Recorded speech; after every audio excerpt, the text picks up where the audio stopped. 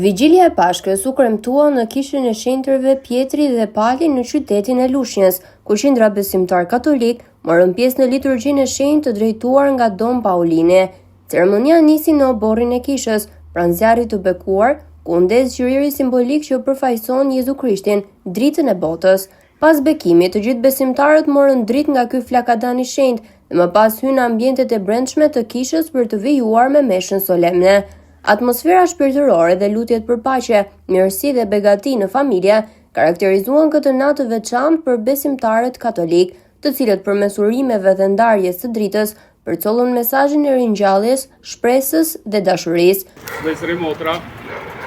përpara se të fillojmë këtë liturgji të shenjtë të kësaj nate të Pashkëve, desha që shkurtimisht të tregoj për të kujtuar atë se çfarë do të bëjmë sonte gjatë kësaj liturgjie, kësaj vigjilje, sepse kjo vigjilje mbahet një herë në vit dhe janë disa rituale, disa rite, të cilat mbase